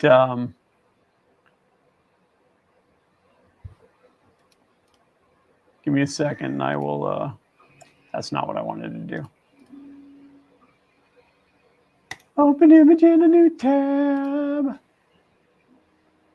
All right, if I'm a little over. I've had a lot of really supportive comments thrown to me on Twitter because both Joel and Jerry basically made comments about said person commenting on my voice, and then same old Shane just said nice things. Wait, Shane said nice things about you? I know. Wow. It's crazy, but it's true. So this is what the media looks like. I think this is the K3 style, but that's all it is. It's probably made out of nylon, and it sinks. You know, like the media sinks, and probably stinks. But I don't know. I just thought it'd be really funny to have all this color and stuff, but I just fake liking that guy down the street. Was that? Shane said, yeah, because I actually like James. I just fake liking that guy down the street. You're talking about Poppy Ron? That's not very nice. Did I tell you I had to go back to the dentist? I did know that you went back to the dentist because your stitches dissolved before they were supposed to. Did you go back again after that? It was that time. I have trouble keeping track of who I told what. But yeah, well, you know, sometimes you tell me things and sometimes you don't. Sometimes you feel like a nut. I mean, it's not as bad as my wife, who sometimes listens to me and never listens to me. I will tell her something, and 15 minutes later, she'll ask me, like, hey, so, you know, I'll say, like, I'm going to get dinner tonight. And then, like, 15 minutes later, what are we doing for dinner tonight? She never listens to me. Hope you like Taco Bell. Looks like wagon wheel pasta. Absolutely, it looks like pasta. Yep. And it swirls around in the water like this, and I'm excited. If you guys don't own turtles, you don't understand, but turtles are super messy, like way messier than fish. So when you're sizing a filter for a turtle tank, and it says like good for 100 gallons, it's good for 30 gallons. You got to go at least 3 times the amount. So her last tank that she was in, which was a 75 gallon that was drilled on the back, I built my own filtration system using, you know, tubs and buckets and stuff, and it worked great for years. And then the silicone let go on that tank and it started to leak. So I bought her a 220 gallon tank, which we're only going to fill like 18 inches deep. So she'll have like about 140 gallons to swim in. And she's big. I mean, she's probably a foot across. So Coke Zeros dissolve stitches quicker than usual. That's probably very true, along with your teeth and your liver. No, I didn't mean that. Not Coke Zero doesn't do that. It's that Pepsi stuff that does that.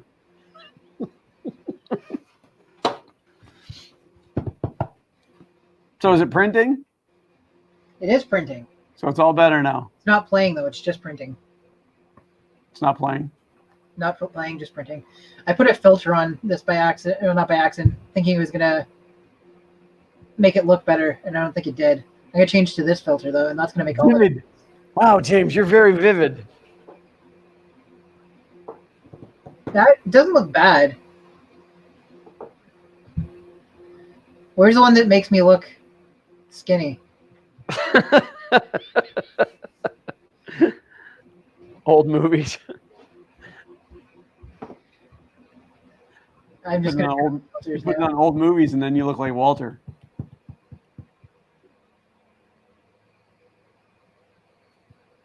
Held says, how long? I'm assuming you mean turtle. How long will a turtle live? About 40 years. It is a long-term pet. That's too bad. Leonardo, Michelangelo, Donatello, and Raphael are getting up there. Yeah. Well, okay. So we ended up getting her because a friend of my wife's had her, and she was leaving the country and couldn't take her with, and said, oh, it's a really easy pet to maintain. And at the time she was like this big. In fact, her basking area was the top of a red brick. So she was really, really small. And let me tell you, turtles are not an easy pet to maintain. The tank gets disgusting, and you're just like trudging around in turtle poop. It's pretty gross. But she's fun. She's got a personality. She gets excited when I come home. If I walk along the tank side to side, she'll swim to keep up with me and stuff. She's a lot of fun. I never realized that turtles had personality, but she absolutely does. She eats a lot, poops a lot.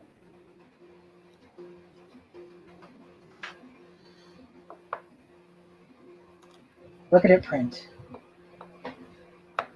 I mean, you can't, but I can. I was going to say, we can't look at it print. 12 minutes. The tripod that holds the camera that shows my current print is broken, so it's pointed down, and I can't get it to tilt back up. Yeah, well, again, mine's just laying on the bench, so it's like, well, in fact, I think it looks at that can of air duster and nothing else, but it's like just kind of need to get all that reset up. Not that anybody, like watches my prints anyway, but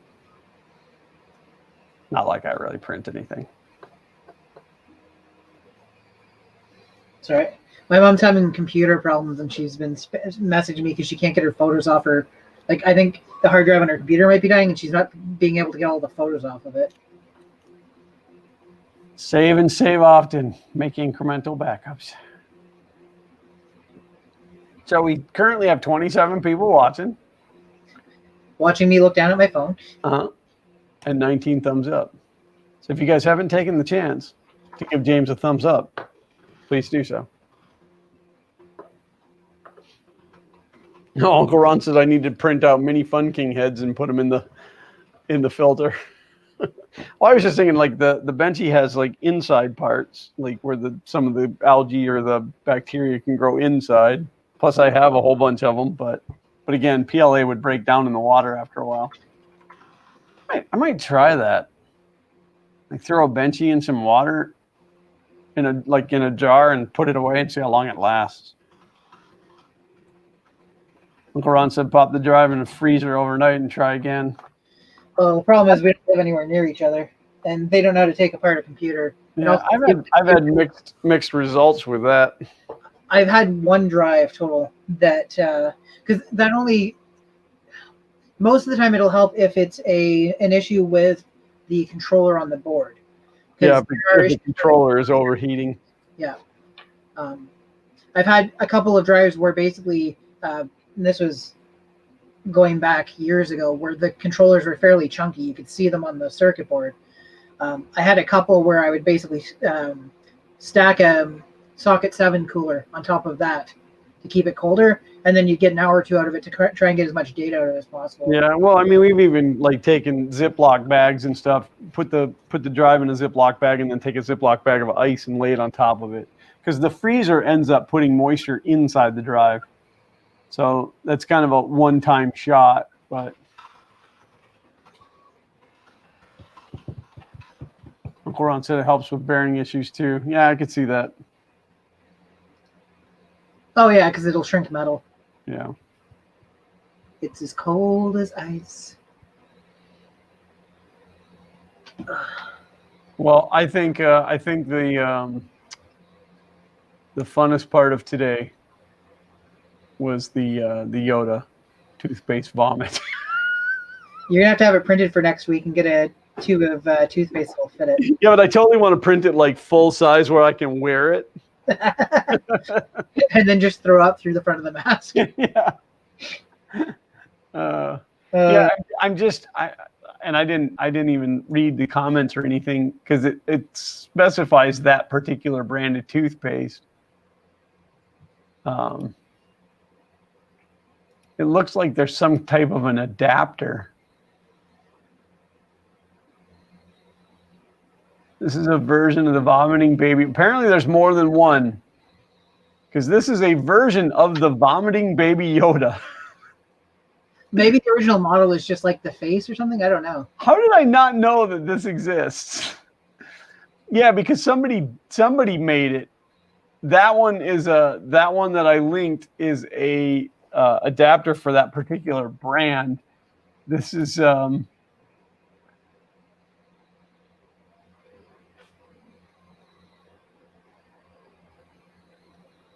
24/7 Hinky said, looking at eBay, aqua paint should seal the 3D prints. Any thoughts? Are you talking about like for making them like food safe? Because you can get a food safe epoxy. So print one to fit a soda bottle, then drop Mentos into it. Oh, that would be brilliant. Like use the washer and the magnet trick to hold the Mentos at the top, and then get that thing screwed on and pull the magnet off and have that thing just like this is absolutely hysterical.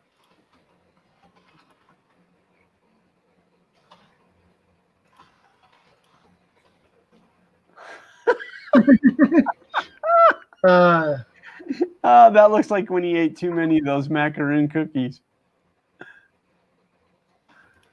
Sorry, no spoilers. Well, there's some like really creepy stuff. I gotta reshare that. What is that? What is that? That's like super creepy. Whew.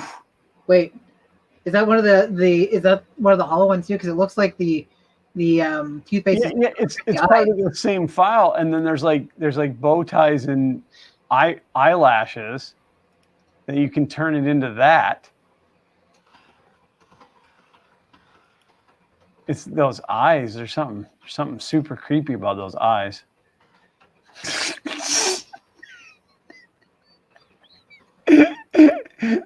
I'm almost afraid to print that. My kids will be wasting toothpaste. My kids, I'd be doing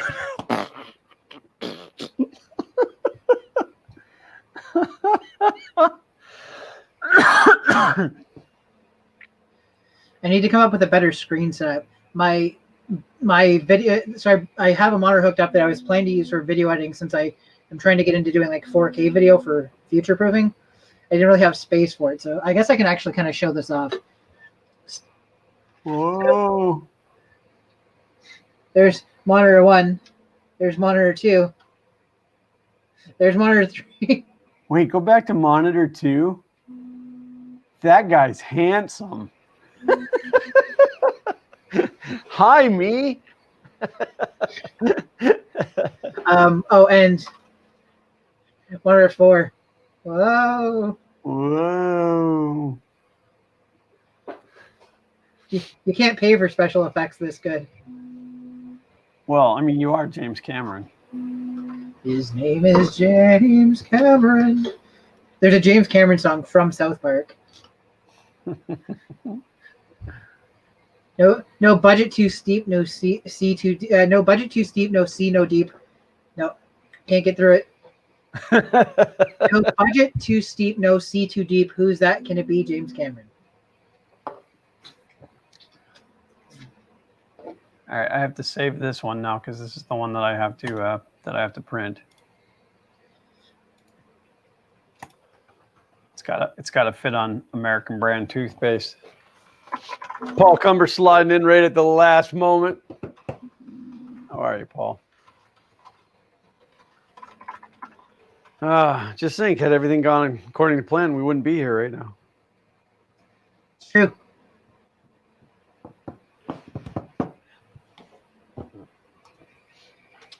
So, what do you do with stuff like this and stuff like this?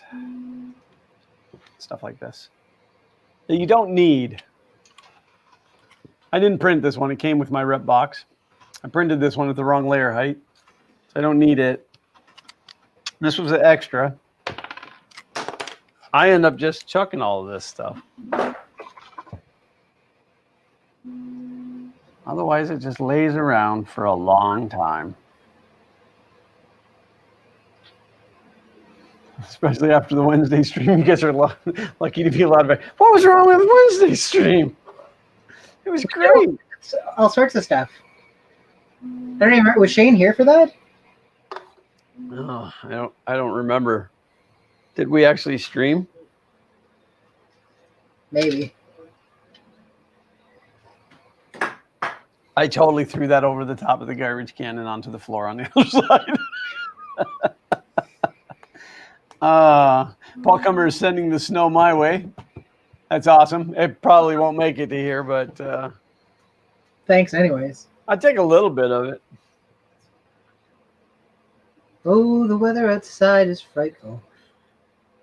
So one of our three cats, her favorite toy to play with is a pipe cleaner, and she had two of them for a long time, and then they finally got broken up and whatever. Wow. So my wife went out and bought a new package of them, and she knows where they're kept. My wife keeps them in her nightstand drawer, and the cat has now figured out how to open the nightstand and get them out. Maurice wants to know, is the rep box finished? Yes, for those tuning in late.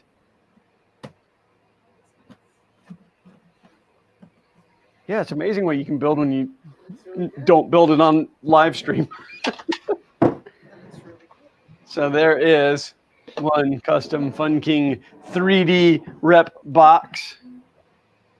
Ta-ta!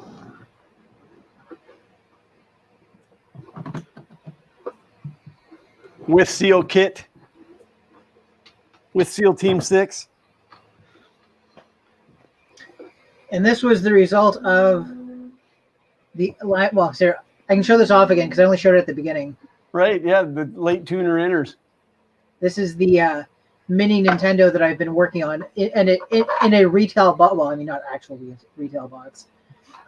So Wednesday I was doing soldering for an actual functioning, not quite to scale controller, but this is a result of that tiny little controller. I think it turned out pretty good. I think that turned out really cool. So everybody in chat's being mean. Why would they say? Glenn Hogue. Well, Glenn Hogue said he caught up to real time before the end of the stream, so he must have been watching us in like higher speed, which must have made your voice really annoying. But Shane said your wife bought a new package of cats. No, just a new package of pipe cleaners. Mark said then all the fasteners fall out and the box collapses. Gosh. No, it's just really funny because like once I quit following the directions, the thing went together, really well. But so I had to share. So what I did for the controller with the multicolor. So I basically, the dark gray and the light gray are separate models. So I printed the first model onto the bed, then didn't remove it, and then printed the second model and it printed the gray. Gotcha. It didn't turn out absolutely perfect because I ended up going 2 layers thick on the dark gray, which meant the nozzle was rubbing against it a bit. But I was like, YOLO. That's what the kids say these days, right? YOLO. Yeah. I think that's a current term. Glenn said 1.5 times. I was about 35 minutes late tuning in. Who? What? That Morse code project, though, like in all honesty, Who did what? Oh, that was my phone. Sorry, go ahead. Yeah, he's always talking bad about Poppy Ron. I don't know what he's. I'm gonna time him out. Well, it's 6:01. I guess we should wrap it up. I gotta go get groceries. So Tony Ryan said I watched a video on Pico Python that some guy named James did. Morse code.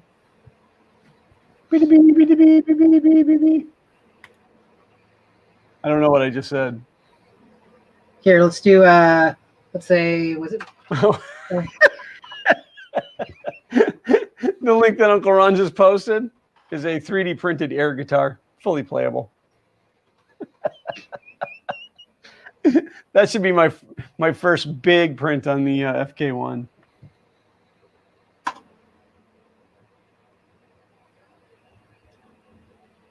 Apparently, I turned off the sound and forgot to turn it back on. So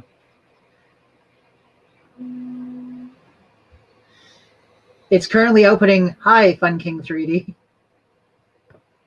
It's pretty amazing. Let's do. We turn on sound, and then we'll do one that absolutely everybody should know. Well, I went to everybody. Everybody was alive in the 90s and watched commercials. Oh, that's a typo. Yeah, don't. Oh, yeah, everybody should know that just as a life-saving thing. But do you remember that there's a product called SOS? I just remember the commercial used to play. If you're having a problem, it's like dun dun dun dun dun dun dun dun dun.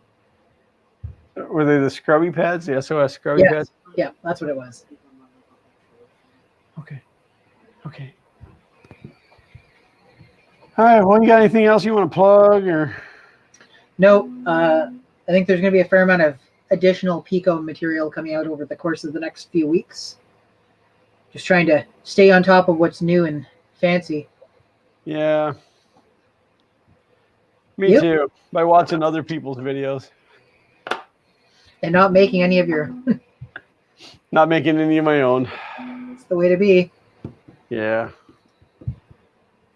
I don't know. Got some ideas. I just got to put them together and make it happen. So. I believe in you. Well, at least somebody does. Thanks, everybody, for hanging out in chat. And all the kind words. Thanks to Mark for plunking down $10 US. Thanks for putting up with the sound of my voice. Even worse. I know I actually muted you. James, make a Pico voice modulator. I'm already hearing the sound of my voice. All right, guys. Well, thank you guys. Each and every one of you guys for tuning in this week. Even that one guy. Even that one guy. That one guy. We do appreciate you guys tuning in. We do appreciate you guys riding along with us.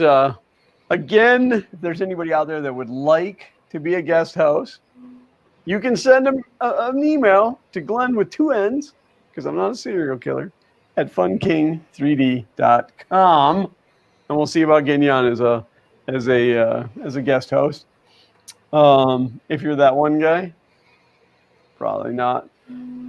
Again, next week we do have a live guest right here in the studio.